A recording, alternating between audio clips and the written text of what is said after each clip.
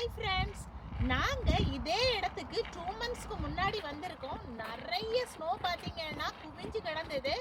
இப்போ ஒரு லாஸ்ட்டு 2 weeksஆக பார்த்தீங்கன்னா வெதர் வந்துட்டு +டிகிரியில் இருக்குது. அதனால இந்த இடத்த பாருங்கள், அங்கங்கே வந்துட்டு கொஞ்சம் ஸ்னோவும், மற்ற இடங்கள்ல பார்த்தீங்கன்னா ஸ்னோ வந்துட்டு உருகியும் போயிட்டுருக்கு. அதே மாதிரி அன்னைக்கு வந்துட்டு இதே இடத்துல தான் நாங்கள் வந்து ஸ்லைட் பண்ணுறதுக்காக வந்தோம். அப்போ எவ்வளவு ஸ்னோ இருந்தது, இப்போ பாருங்க எப்படி இருக்குன்னு சொல்லிட்டு.